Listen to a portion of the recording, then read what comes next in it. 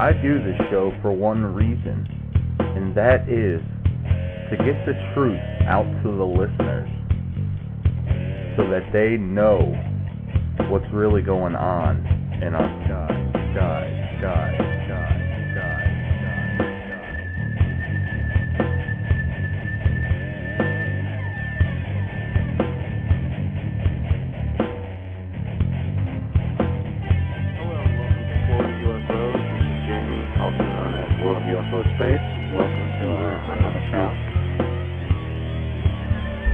New guest with new info.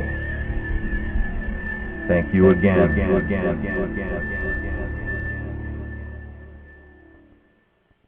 Boy, I don't know on your end how that intro sounded, but it sounded like shit on this end. Welcome everybody to Florida UFOs radio show here on Wednesday. I know it's not our normal day, but we don't have a normal guest tonight. It's not going to be a normal show either. I'm going to be joined by first-time co-host of Florida UFOs, Dennis Crenshaw, here in a moment. After I read Timothy Beckley's bio, we'll bring Dennis up, and then we'll get him on the line, and we'll start the show. So let me tell you a little bit about Timothy Beckley. He's been described as the Hunter Thompson of ufology by the editor of UFO magazine, Nancy Burns. In his work, he combines the paranormal with horror and the macabre. The house he was raised in was thought to be haunted. Beckley also underwent out-of-body experiences at the age of 6 and saw his first of 3 UFOs when he was 10. And since, he has had 2 more sightings, including an attempt to communicate with one of these objects. Tim grew up listening to the only all-night talk show in the country that revolved around the strange and unexplained, The Long John Nebel Show, whose guests included the early UFO contactees who claimed to have visited other planets and built time machines in the desert. Tim was fascinated by everything that went bump in the night, or even in the daylight for that matter. Years later, Tim was to appear on Long John Nebel's show numerous times, and over the years has been a frequent guest on hundreds of programs which have come and gone, just like ghosts in the night. Putting out the Interplanetary News Service Report, over the years, he has written over 25 books on everything from rock music to the secret MJ-12 papers. He has been a stringer for the national tabloids such as Inquirer and the editor of over 30 different magazines, most of which never lasted more than a couple issues. His longest effort was the newsstand publication UFO Universe, which went for 11 years. Today, he's the president of Interlight Global Communications and the editor of the Conspiracy Journal and Bizarre Bazaar. That's his bio, and he'll be here for tonight's show, which is an hour long. We may extend it. He said he could only go for an hour, so let me welcome my co-host for tonight. Let me beam him up. Beam me aboard. Energize. Energizing. Ooh, that hurts. Hey, we got you in safe. Yeah, man. How you doing? I'm doing good. This is going to be a special show. I appreciate you inviting me to be a guest host. Tim Beckley and I have been, I should say, correspondents and over the radio and for, God, I guess 20 years. And so I appreciate this chance to come on with you. Well, he's gonna be pleasantly surprised when he hears of my co-host. Well, I hope he's pleasantly surprised. Yes, Tim and I have worked together several times, and he's was nice enough to let me write the foreword to 2 of his very important books to my research, and yeah, he's a good man. All right, well, let's get him on the line. here we go. See if he answers. Ring, ring. That's nice. It's a ring, ring sound clip. Yeah, right. Anyway, how you been doing? No, I've been doing good. Just concentrating on the new website, trying to get it up and running straight, and so far it's been doing good. Let's see. Great. Timothy, you on the line? Huh. This is strange. Well, he'll be here. He's not. He's always. He keeps his appointments and stuff. So you don't have to worry about Tim unless it's equipment problems. Yeah, it might be. It shows that he's online with us, so we'll just see if he fixes it or what. If he does hear us, you can call in. The number is 347-637-2930. So yeah, tell us about your work with him, Dennis. How did you first meet him? Well, as you probably know, my main research back in the '90s, late '80s, early '90s was into the possibility of UFOs coming from our Earth, and one of the areas, or the first area I started looking into, was the hollow Earth theory and subterranean worlds theories. And Tim is he's published a lot of stuff and done a lot of research himself in those areas. So we also have I should say, mutual acquaintances like James Mosley and people like that. And I had an early contact, 2 phone calls with Ray Palmer, and Timothy Beckley was fortunate enough to have met him. So we have a lot of things in common. So over the years we've written back and forth. He's sent me many of his publications gratis, and he's asked me to to do forwards in at least 2 of them. One of them is the reprint of Brimsley Lepore Trench's great book, which is that Tim there now, or was that Tim? Yeah, let me give him another try here. I don't know what's going on with this Skype thing. I didn't have any problem. Anyway, inside Lost or Finding Lost Atlantis Inside the Hollow Earth was a reprint of Secret of the Ages by Brimsley Lepore Trench, who is one of my heroes, simply because of the fact that he changed his mind on a lot of things after doing research, which a lot of people refuse to do. They make up their mind of. It was my dumb mistake. He should be on now. Let's see if this is the golden ticket. The Florida UFO. Yes, it is. I went ahead. We're doing real good. I went ahead earlier and wrote down the number, and I wrote the 9. It looked like an 8 to me. So that was at least we're not doing this at 9 or 10 a.m. like you originally had posted. I have a surprise co-host for the night. You do? Know him? Yes. Say hello. Hello. Hello, Tim. How you doing, buddy? It's Dennis.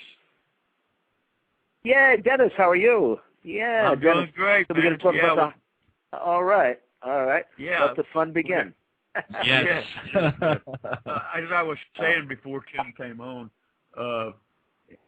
he was nice enough to ask me to write the foreword to a couple of his books, and one of them was probably the best Hollow Earth book ever written, which is Brimsley Lepore Trench's Secret of the Ages, and Tim reprinted it as Finding Lost Atlantis Inside the Hollow Earth, and he asked me to do the foreword, and I was happy. Well, Brimsley Lepore Trench was a fairly good friend of mine. Of course, his first book was actually the first book long before Van Daniken or anybody else's on the ancient astronaut theory. It was called The Sky People. Yes. And the Sky People, he put forward the theory that the Garden of Eden was on another planet. And it was actually, the book was published in several editions and in paperback and in hardcover. It did very, very well. And then he did several other more mundane books about UFOs. Then his brother passed away. His brother was the Earl of Clancarty. He was a member of the House of Lords in England, and he invited me to speak. They had a UFO group, sort of an unofficial UFO group that was trying to press the British government to release their UFO findings. Of course, they have kind of done that more recently. There's been this push for disclosure, and the British government, I believe, has probably released about 10,000 or 12,000 documents. Now, in fact, I have a book coming out. It should be out in a couple of weeks called Disclosure. It's all about the global UFO program, And the thing is that there are quite a few countries now who have released some documents, but the UK is sort of like in the category of the United States.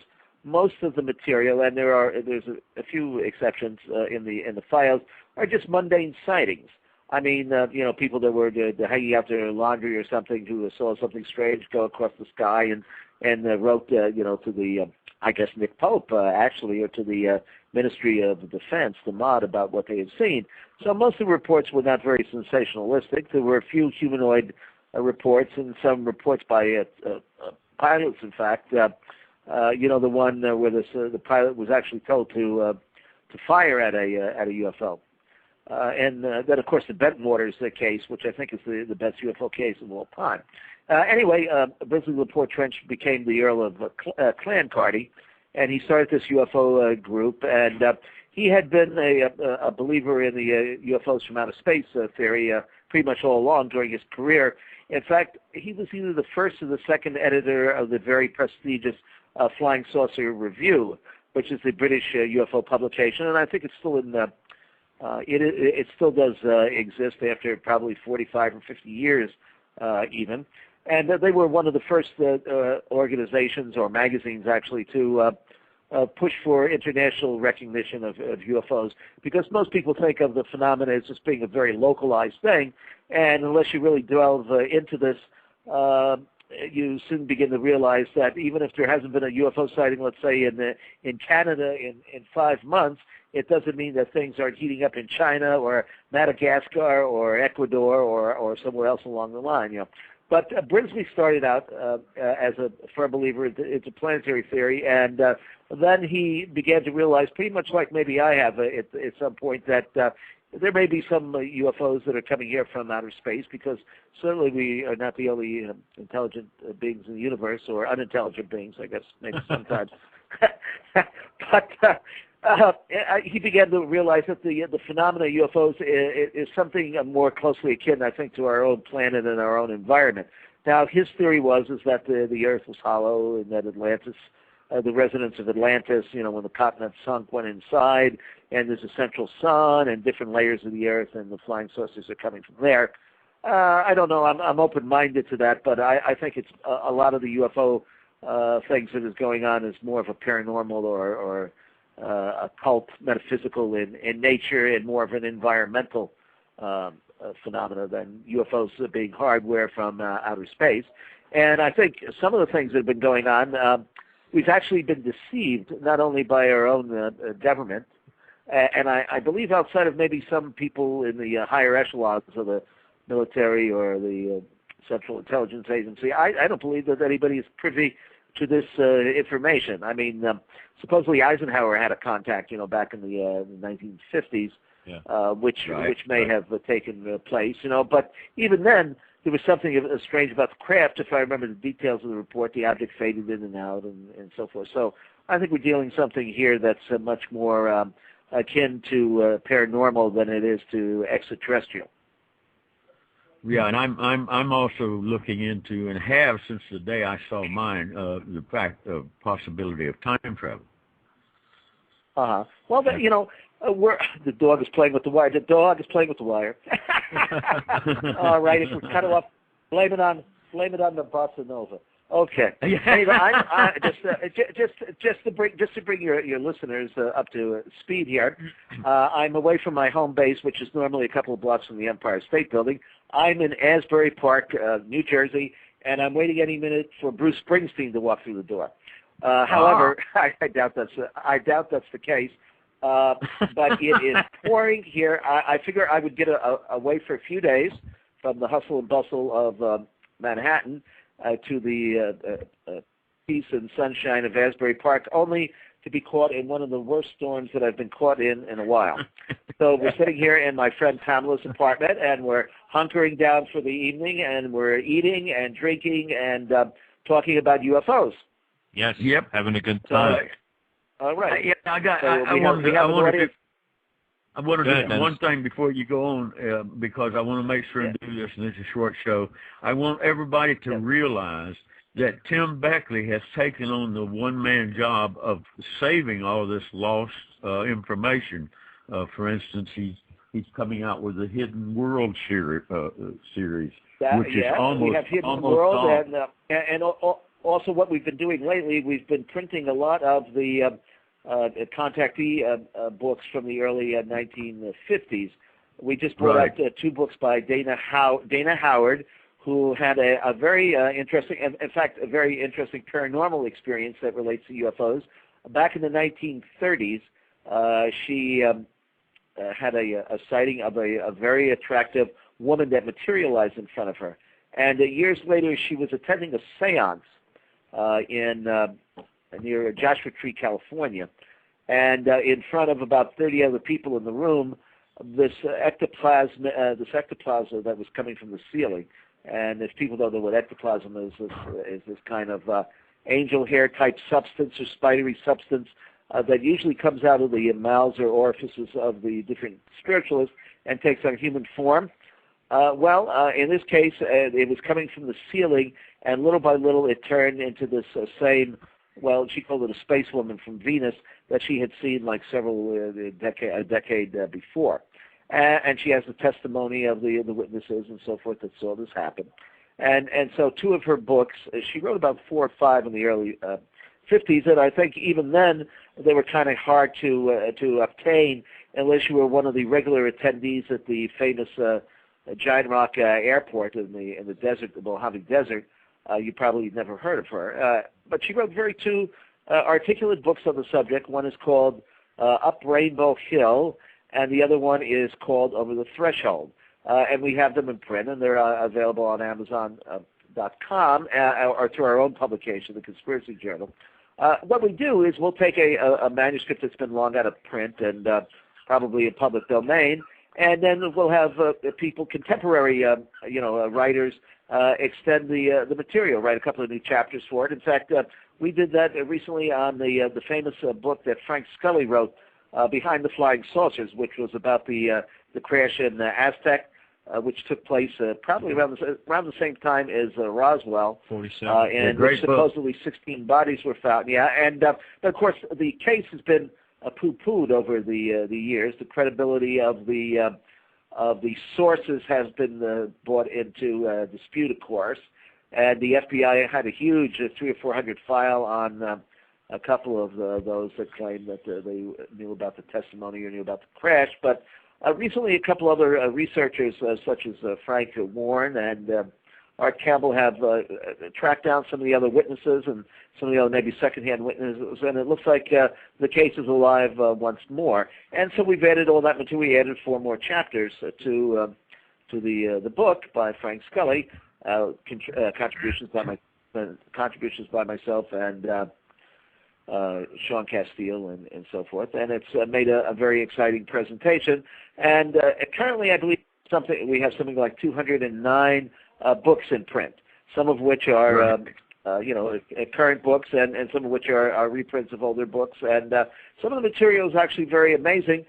We took Harry Houdini. I kind of was a fan of his growing up. Of course, he had deceased at that time, by the time I was a kid, but still very well known. Of course, there have been movies that Tony Curtis played him in one of the movies, and been books on the best-selling seller list.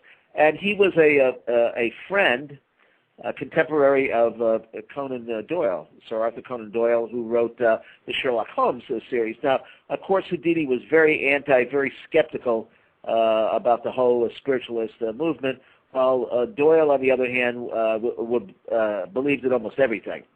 I mean, he had actually studied and conversed and researched. In fact, most people don't realize this, that Doyle actually owned an occult bookstore in London. I believe it was called the Occult Bookstore, which he ran for many years, of course. And he was always, even though he, of course, became very famous and probably very wealthy by writing the Sherlock Holmes books, he would rather have not done that. I mean, after a while, he figured he had written enough about Holmes and Watson, of course, and wanted to write totally about the paranormal and about spiritualism in particular. So in those days, you know, people, there was no internet, of course, and mail was even slow, but people like Houdini and Doyle lectured in front of huge audiences, sometimes 5,000 or 10,000 people, like in Carnegie Hall in New York and other locations in Boston. And then they would go overseas and they would go to South America, and people would follow their research efforts. It was quite live audience participation was quite big in those days. And they actually had a debate that went on for many, many years. And Doyle actually believed that Houdini was very, very psychic and was a medium himself, and used the skepticism to cover this up, because he said that many of the feats that Houdini performed were just too incredible to be done by magic and illusion. And of course, Houdini, on the other hand, wrote text after text proclaiming the spiritualists to be total nonsense. So we've taken a lot of that material and put it together in a book, several books actually, in fact, and a lot of material either hasn't been in print, of course, for 100 years, or has never even been published at all.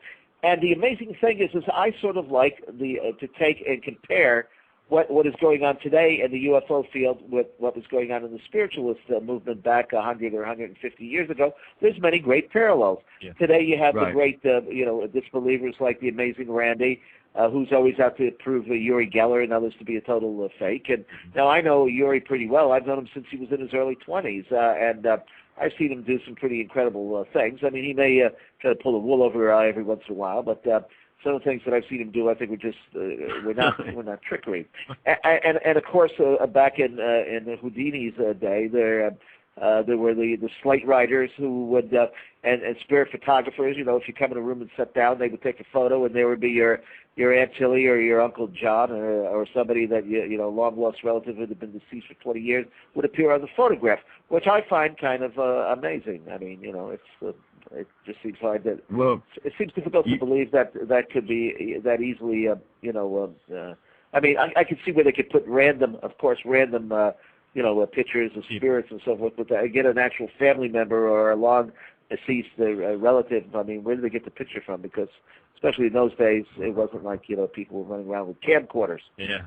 Right. Anyway, so I see a great similarity between what's going on today in ufology and what was going on in the psychic and spiritualism back quite a few years ago. And of course, I've had my own sightings and all. I've had three experiences. When I first started out, I had read a couple of the books. Well, I guess this was after my first sighting. I had a sighting when I was 10 years old. I was living in New Jersey at the time with my parents, of course, and it was a warm summer evening in July or August, and we were seated on the front porch. In those days, people didn't have any air conditioning or anything like that, so you just kind of sat on the stoop until the temperature went on, and then down, and then you go indoors. It was around twilight or so, it just started to get dark out. And someone came pretty excitedly running up to the porch and out of breath, and pointed to the sky. And UFO, this would have been 1957. Well, now, flying saucers, that's what they were called then, were quite a bit of the pop culture then. They still remain to this day, to some degree, But they were more in the newspaper then. Today, I guess, outside of the internet, you really just don't see anything in the paper, mainly because the papers are all controlled by, 4 or 5 big corporations. And so they all print the same damn story. It's like, watching CNN, you'd think that there were only 3 things going on in the whole world. I mean, it's amazing to me. You can, you know, you see this. They start out the show, you know, CNN, and they'll have all these big newsrooms and people running around on the TV screens. You figure everybody's editing all the stories for the night, and there's 3 stories on, and they repeat it over and over from 7 o'clock till like 4 in the morning. Where's the rest of the news? It's a big world out there, you know. So anyway, in those days, the news was more localized. So the flying saucers were in the news, and people were talking about it, and even on TV, it was. I think Steve Allen was on. You know, I had a couple of guests about UFOs, and Major Keyhole was thumping around on Capitol Hill trying to get some congressional interest going. And there were sightings galore. Anyway, so it was in the summertime, and we were sitting on the porch, and there were 2 objects in the sky. Now, I can't tell you that I saw portholes or landing gear. There were no little men that waved to me, or big men for that matter, or what have you. But it was certainly something that was unidentified. One was directly overhead, above the house, and the other one was across the street over an abandoned factory building. And these things just circled overhead for, I don't know, a period of maybe 15 minutes or so. And then the one across the street, it looked like someone had pulled a light switch. It just went, bog, it was gone, you know. And the other one continued to circle right above the house there for, I guess, a little while longer. We finally just went into the house, you know. I mean, people had started to disperse. And the next day, there was a little item in the newspaper to the effect that other people had seen this thing. But the authorities were saying that it was nothing more unusual than a weather balloon. Well, even at the age of 10, this seemed to me to be something that was under intelligent control. It was not something that was bobbing and weaving in the air current. It was something that seemed to be some intelligence behind it. So I wrote a letter to the local newspaper about what I had seen, and I started getting other people calling that had other people had sightings, and I started a little newsletter. I have started so many. I have edited over 30 newsstand magazines, some about UFOs, but some as diversified as a magazine on football. I did a soap opera magazine, and one of my favorites actually was a magazine called Front Page Disasters, which only lasted for 3 issues, but I always snuck a paranormal article in there about, strange disappearances in the Bermuda Triangle. I mean, that's a disaster. So, yeah. And strange shipwrecks and things. I always, no matter what I was editing, I managed to get like a strange article in there. Except for Moped Action, I did a magazine once called Moped Action, and that was hard to figure out what to put in there. And that only lasted 1 issue because there's no action on a moped. Yeah. Anyway, so I was intrigued by the subject. From an early age, and when I was about 14 or 15, I had a few dollars saved, unlike today, and I took that money and I went out and bought a Gestentner mimeograph machine. I don't even know if people know what a mimeograph machine is. It's kind of like a birch press or something like that, but you put a lot of ink in it, and it was very messy, and you grinded out you typed the stencil and grinded out the copies. It started out as, I think, about 6 or 8 pages with a circulation of 50, and by the time I threw in the towel, I had a circulation of about 1,250. I was almost as big as Apro, and it had grown to about 40 pages. Well, now, there was no fast copy shops in those days. You had to collate them page by page by page. Right. You'd put them on the top, put them on the top of the couch, and just go 1, 2 at a time. Maybe you can learn to do it a little faster, Then you have to staple them and take them to the post office and put postage on it. In fact, even in those days, the stamps you had to lick them, So the first publication was called the Interplanetary News Service Report. And it had some colorful. There was an artist by the name of Jean du Pantier up in Canada. Oh yeah, Jean's a good friend. I still believe. Yeah. He was the best artist in those days. Maybe the only UFO artist. He's great. And I do. He's never gotten on the internet. But I still believe he's still at the same address, 17 Shetland Avenue, Willowdale, Ontario, Canada. He's had that address forever.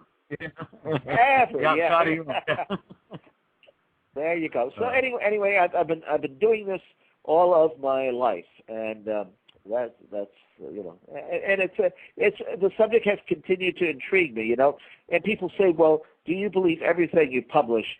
And I say, of course not. That would be impossible. Mm-hmm. But I have no explanation for UFOs. So I do believe that almost everybody should have a soapbox or a spaceship to espouse their beliefs. From the only things I don't quite go for are groups that are kind of like cult oriented, like Billy Meyer and the Raelians and things. Although the Raelians, I got to kind of forgive them because I know they prance around in nude sometimes. Yeah. That's okay. Yeah. I had Raelian priest Donna on, and she sent me some photos, and right. I'm thankful. almost converted to the group, right? Yes, almost. Wow. Right. I got to say, you guys have a lot of knowledge, in this area, and well, we've got a lot of interesting stories. Yeah. Knowledge in UFOs is something that's a little bit hard to come by. I was listening to a program the other day, and I think from up in Canada, and I don't know if they've done any recent shows, in the last couple of years, but they've got a lot of programs archived. And these guys are so stuck up about this, like they know the answers, and and everybody else except for them is bringing disgrace and ridicule down on the field. Yep. Well, to the average guy in the street, they don't know and they don't care. I do believe that there are maybe at any one point, maybe 3,000 so-called legitimate ufologists in the country, maybe 20,000 in the world. I know, throw in a few more million if you include China. But we don't really know who, we don't really have too much contact with China, although I know Paul Stonehill. Didn't you have him on recently? Yeah, I had him on probably 2 weeks ago. That was a great show, yeah. Yeah, because and then there's another guy in Hong Kong who does the exo-political movement over there, which I'm not too fond of. But he's a nice guy. His name is, what is that? Well, you've got everybody. Phil Hoyle or Carpentier. Carpentier's India. I had the Hong Kong guy on too. Wow, man, you've had how many guests have you had on your show? Well, we're only, I think this is 85, so.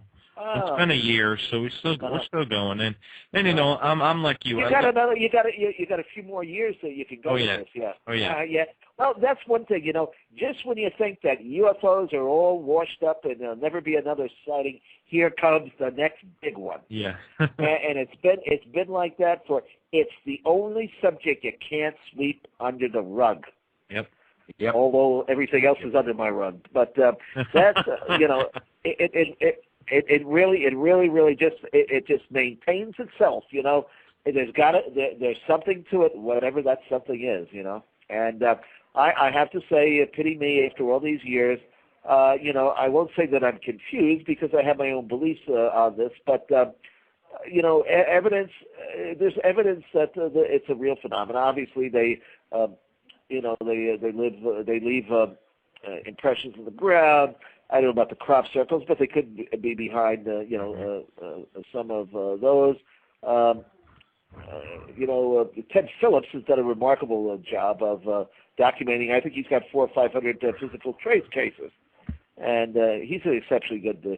Has a lot of really good knowledge on the subject. And yet, where do UFOs go? I mean.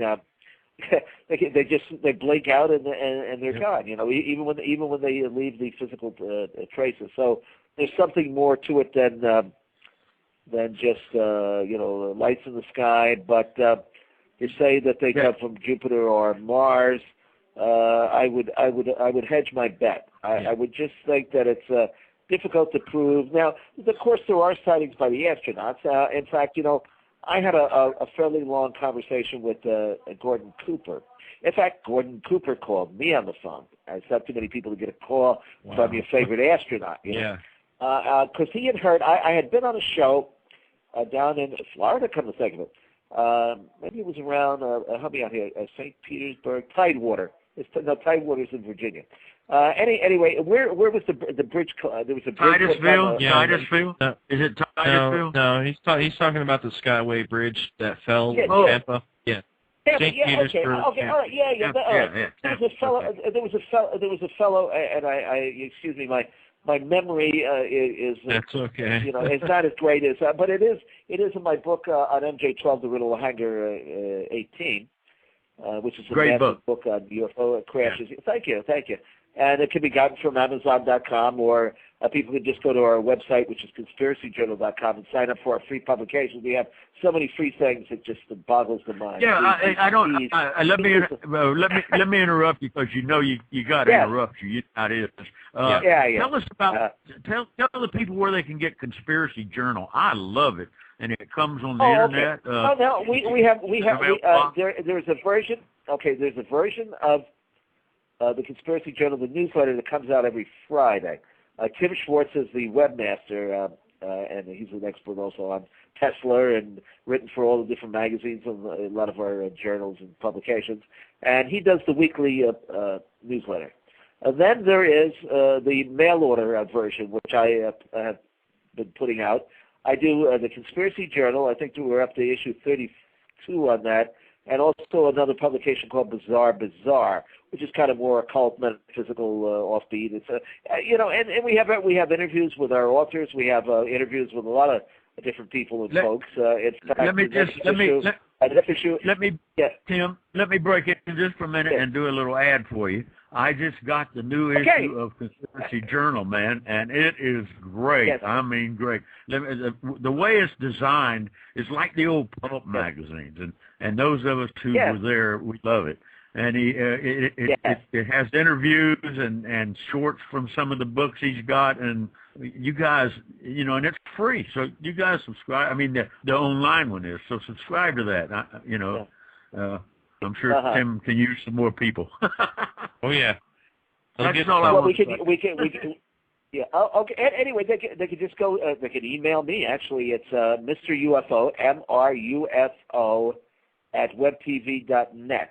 Mr. UFO @webtv.net, and just say hi. I heard you on the show, and send me your stuff, and we'll do that. Or they can sign up online there too at the Conspiracy Journal, and we'll just send them. We got more magazines coming out in the next couple of weeks, and we don't even ask for a donation. We just ask everybody break down every once in a while and buy a DVD. We even get almost every book that we send out, we give them a free DVD. We just got so much stuff that I've collected. I like to share it with everybody. I mean, I don't need to make a living.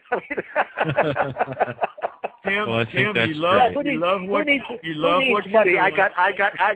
I got air to breathe, right? Yeah. And, or when I can. Anyway, so I'm always working on something. I've always got some big project in line here. But this book on disclosure is like an encyclopedia. It's 300 pages. It's loaded with documents and photographs.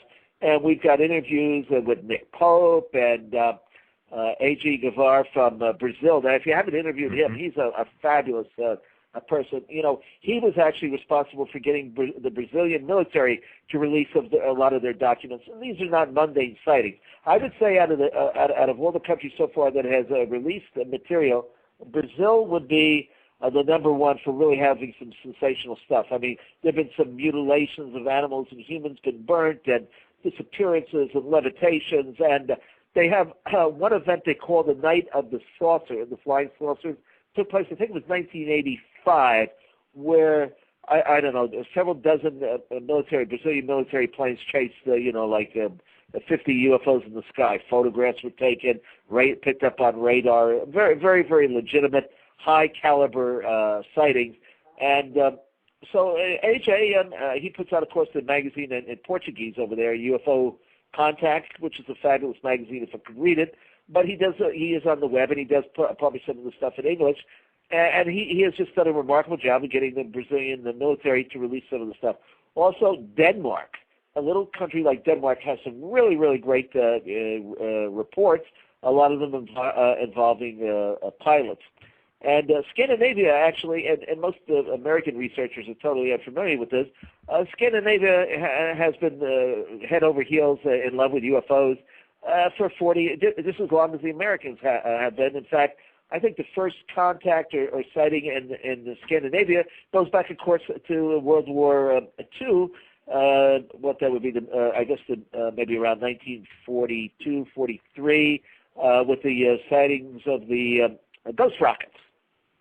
And our book, this disclosure book, it's not up on Amazon yet, but it should be maybe in a week or so. Yeah, people can just go to Amazon and type in Timothy Beckley, Beckley, and there'll be about 80 books with my name on it. That's why I put my name on everything, because it's easy to find the stuff. It's not like going into a bookstore today. You gotta be able to Google. Yeah.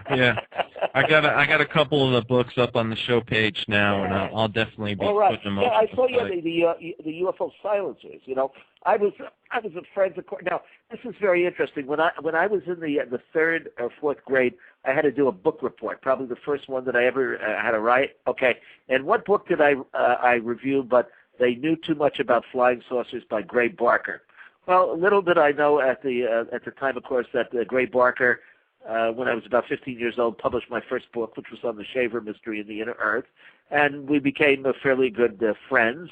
And when he passed away, I bought the last 50 hardcover copies of They Knew Too Much About Flying Saucers. I got a B minus on the review, in case anybody, cares. And I came across a review actually very recently for a sawbuck. I'll photocopy and send it to anybody. Wow, that's crazy. Yeah, but that was I've had to say yes. Yeah. You and I, of course, we have a hero that we share. And I got to talk to him a couple of times on the phone, and of course I'm talking about Raymond Palmer. You got to meet him, am I right? Would you tell us about? I never met Ray Palmer, believe it or not. In fact, Ray Palmer was kind of a strange person in that way. He didn't, I guess, because he was semi-handicapped to some degree, right? Right. He had the spinal whatever it is. Yeah. Okay. He was, and also just like me, he was busy. It's kind of hard to put out, like 5 magazines, and when fans are at your door. And I understand that. In fact, I kind of keep hidden away. Every once in a while, I'll go out on I call it a UFO safari. And then I take my camcorder with me, and I do a bunch of interviews. In fact, I did that recently. I've done interviews with Tom Dongo and my buddy there, Jim Delatoso, and so now all the books that I publish, I'll throw one of them in as a surprise, or sometimes I announce it in advance, so you get a book and the DVD. But and the DVDs are great. The DVDs are great. Thank you. Yeah. Go ahead. You are sort of. I call it. You're just like Ray Palmer, man. You're just like him. I would say that he influenced me to some degree, but my DVDs, I call it my unfair, unbalanced, unedited series. So if you sit in front of my camera and I interview you, everybody sees exactly what happened. There's no fancy doodads with it. It's unfair and unbalanced. How it should be. But Ray Palmer. Now, in fact, how I did a column for Ray Palmer's magazine called On the Trail of the Flying Saucers. Yes, I read it many times. Oh, okay. All right. Well, now, Gray Barker had done a column there called, Chasing the Flying Saucers. And for some reason that escapes me at the moment, he stopped doing the column. So I wrote a letter to Ray Palmer. And, in those days, Ray Palmer had the biggest circulation of any flying saucer magazine I think ever published. He distributed himself to newsstands personally. I mean, he didn't go in a car, but he had some sort of weird distribution deal with newsstands, and it was the same places that you could always go to, and you knew where you're going to find it. Unlike with magazines that I've done and everybody else does, which are hit or miss. You can sell like 3 copies at a newsstand, and it'll never be put back there again anyway. You know, I mean, it's just magazine distribution is very, very peculiar. But anyway, I sent the column in just on speculation. He never even told me he was going to use it. Next thing I know, it was published in the magazine. So I figured, well, I better hurry. I said I better hurry up and do the next column. And so I guess I ran that column maybe for about, I would think 4 or 5 years, because I recently did reprint most of them in the book called Strange Saga, along with my early articles. That is great. That's another great book. Yeah. Well, it's all my early Tim Beckley. Yeah, if you guys don't get into his stuff, you're missing the ballpark. I'm telling you right now, Tim Beckley is great. What is that disclosure book you have coming out? I want to get the name of it out there. Okay, well, basically it's just a disclosure, and it's by myself and Sean Castile. Okay. And I think if you just, it's not on Amazon yet, because I just sent in the material a day or two ago. But it's certainly written up in our next conspiracy journal. So if anybody just emails me, we'll send them a copy, and they'll know all about it. In fact, we have a interview with Reagan Lee in there. Well, that one happened. That interview happens to be about the Death Valley. I have a book called Secrets of Death Valley that I just came out with, and that has, in addition to a lot of urban legends about Death Valley, you know, they have Bigfoot and orbs and underground bases and everything going on in Death Valley. So don't go there. You know, there is even, how about this? There is even a haunted opera house in Death Valley. And a really good Italian restaurant that I ate in on Christmas Eve. That's haunted by the previous chef. So now that's a real orgasmic dinner if you ever have one. And sometimes I understand that the ghost of the chef comes out and will tap you on the shoulder. If you use the wrong spices, he gets really upset. Whoa! Wow.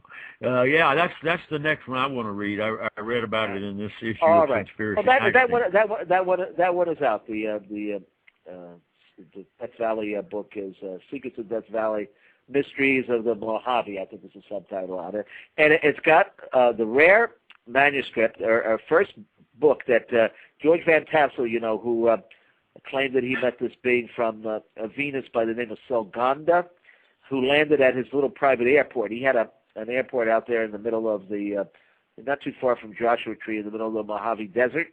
And he had, of course, his famous UFO conclave, his UFO conventions every year.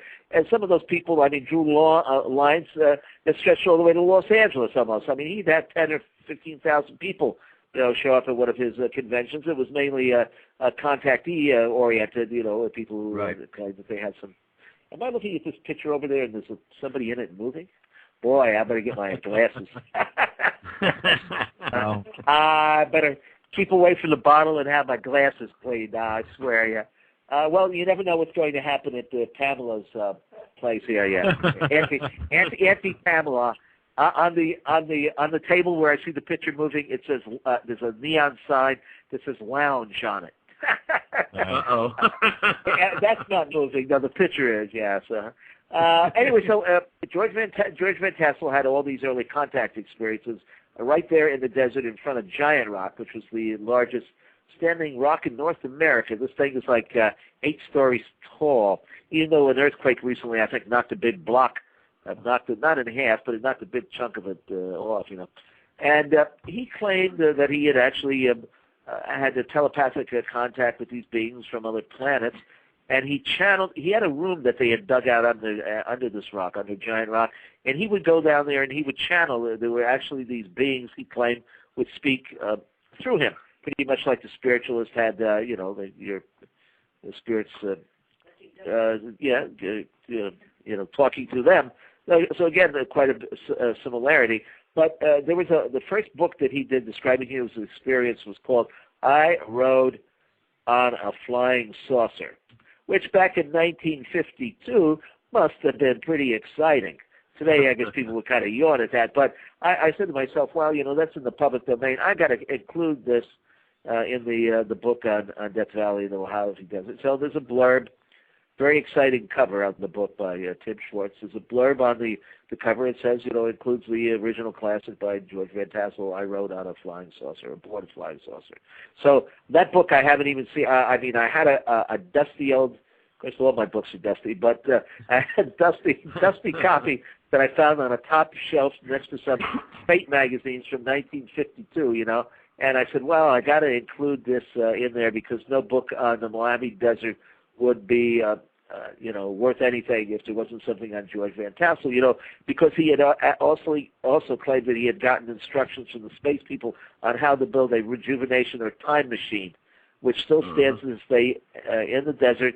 It's called the rejuvenation machine or the integratron, and they still have little seminars and stuff out there. It's this dome building. Anybody can Google it. I've seen it. George Van Tassel. Yeah, there's no nails or any metal or anything. It's an amazing building. I don't care whether he got it from the design from the space people or not. He was an intriguing fellow. I've met his family, and his nephew is a contactee too, a fellow by the name of Daniel Boone. I actually saw this guy. He looks like one of the guitar players from ZZ Top. He's got a beard down to his waist, and he's got some amazing stories. He wasn't the only Van Tassel, person there that had a contact story. He told me in quite earnest that one night before they had running water out in that part of the Mojave, he got up in the middle of the night and had to go to the outhouse, right?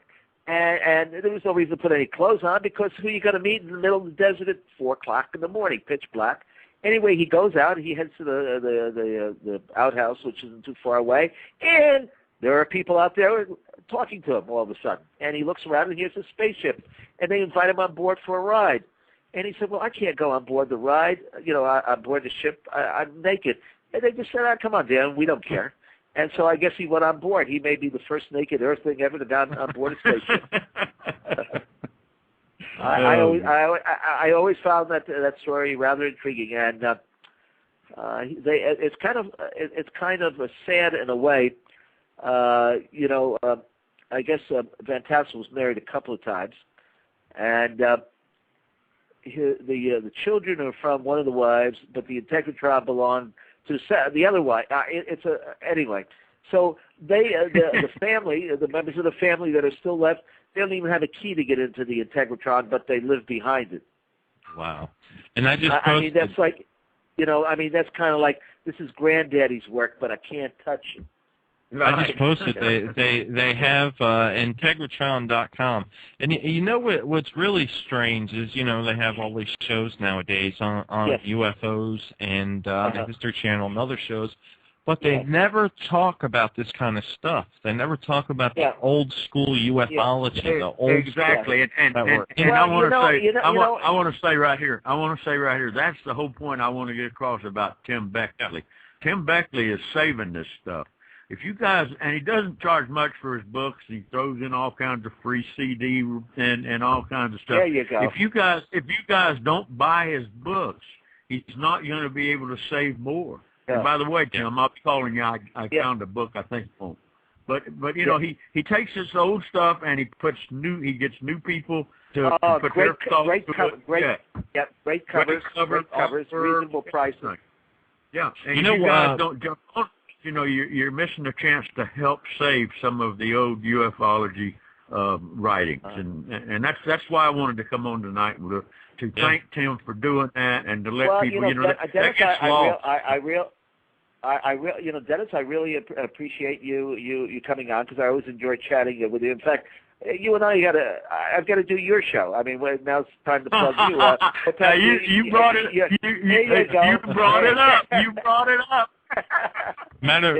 A matter of fact, when I was talking to you, Tim, I go to Dennis. Dennis is the man. He's the guy in our little community. I said, hey, Tim Beckley. Dennis, are you on the phone or are you in the same place at the moment? No, he's on the phone with me. Are you on the phone? I'm on the phone. You live nearby. Well, we're both in Florida. We're both in Florida, but we have a little group. We have a group of researchers that we all, we're all together. We all talk every day. So I asked them, have you heard of you? You know, and he just went off with so many great stuff about you.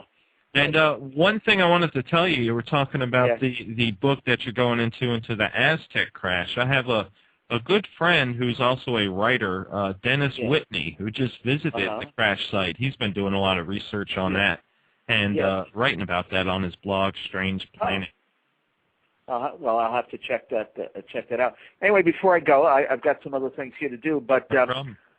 okay. I just want to say thank you for having me. And next time we'll do another hour. I mean, because there's so much more to talk about. Got to talk about my experiences with the Men in Black. Oh yeah. In fact, I was on the episode of the UFO Hunters called The Silencers, and that's on the. You could just Google it. That's on YouTube, I think, and so forth. And again, anybody who just wants to keep in touch and share information with me, or vice versa.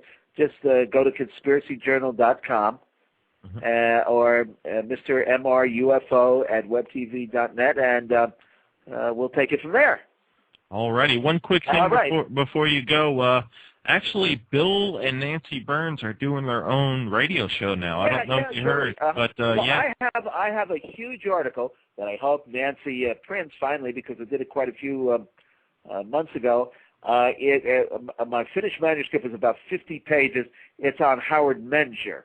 Now, Howard Menger was a fellow up in New Jersey. He passed away recently. He was in Florida. Of course, he moved to Florida many years ago. But Howard had some very, very interesting experiences, he claimed, with the beings on board the ship, and some interesting photographs and testimony of independent witnesses. I knew Howard. He was a likable fellow. Sometimes he could, talk a blue streak and tell you a good yarn or two, but that's what UFOs are.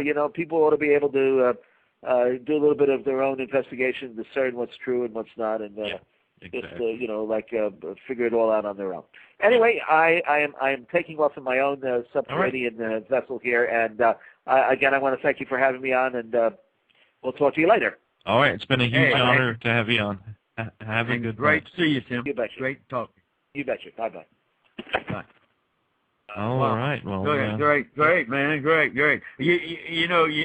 I learned a long time ago that when you're talking to Tim, you have to interrupt him, but he doesn't mind because everybody knows you have to interrupt him, So that wasn't, I wasn't being impolite. Him and I, we probably talk once a month or so, and have for years and years and years. And he just has so many stories, and he's met so many of the old people, and he's working so hard to save all of this this literature that's getting lost, having to do with all kinds of strange stuff. He's really, and sure, he makes a little living, but he isn't getting rich off of it like a lot of people think.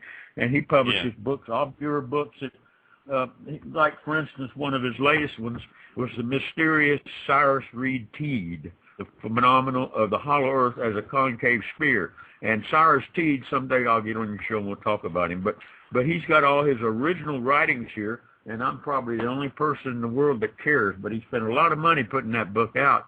So some of the other books that are more popular will pay for this book that only a few people won't. But sometime 50 years down the road, somebody will find this book, and they wouldn't have been able to find it because he used old manuscripts that are falling apart.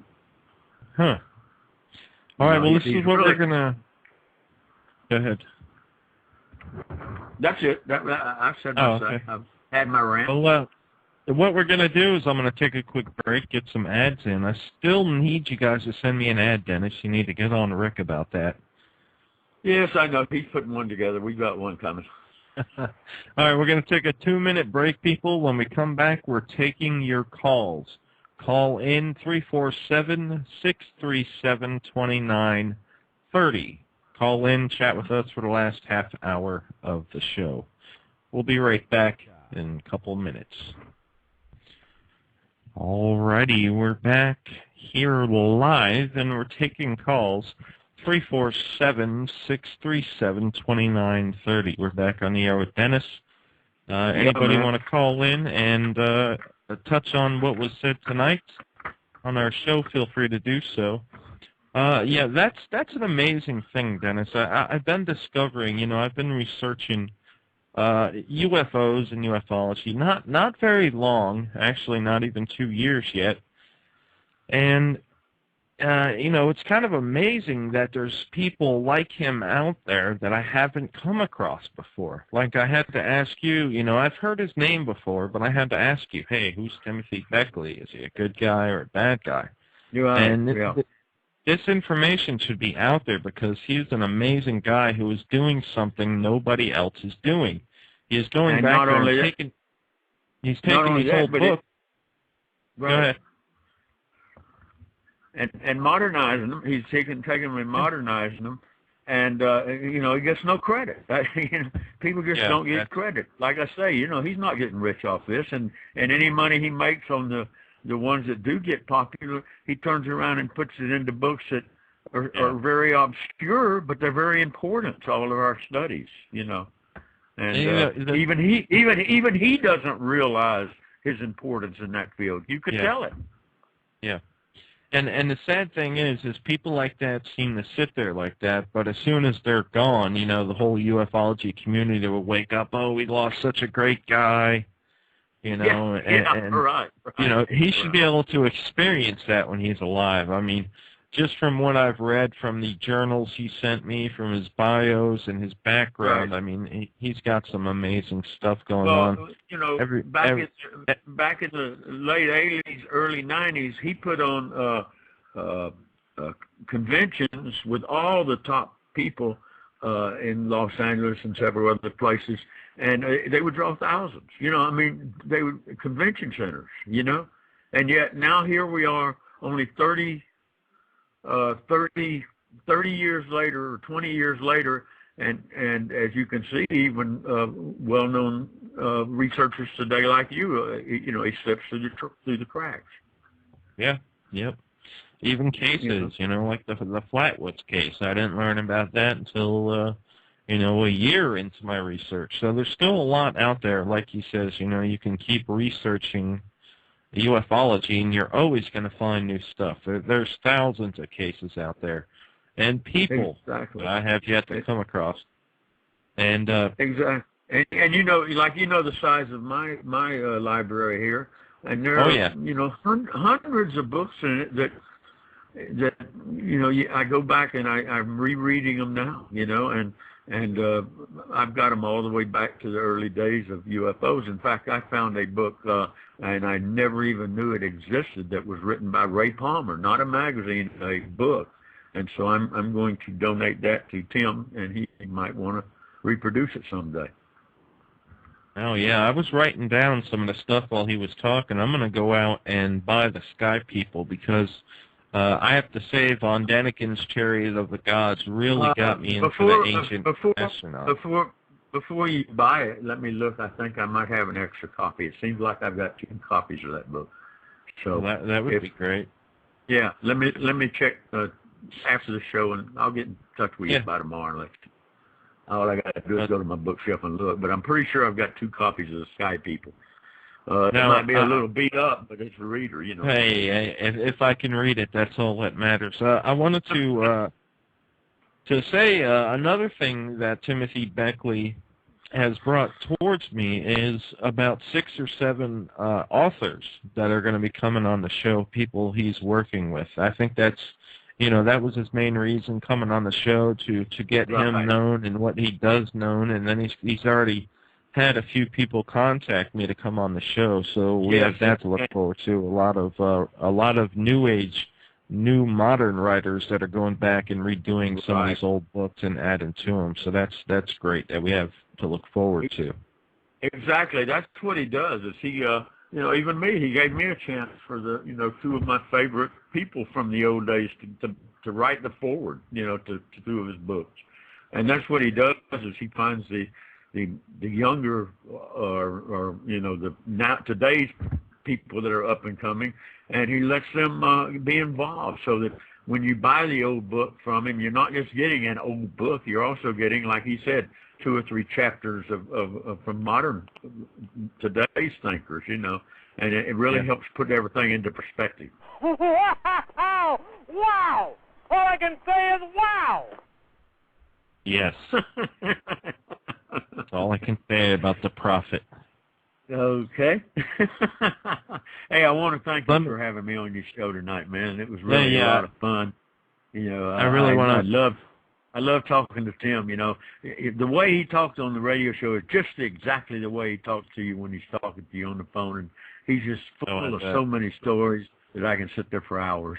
So thank you, buddy. Yeah, thank you. It's been an honor to have somebody on that has so much knowledge and has been in this for so long. It really is. And, you know, we've all learned a lot from you and through your show. So, all right, Dennis, thanks for co-hosting with me, guys. And I'll see you guys tomorrow for the news at 4 p.m. Eastern Time here on Florida UFOs, UFO-related news. You can listen to that on the website as well. And then we'll be back here at 10 p.m. Eastern with Will Allen. Don't miss the show. Thanks care, Dennis. Buddy.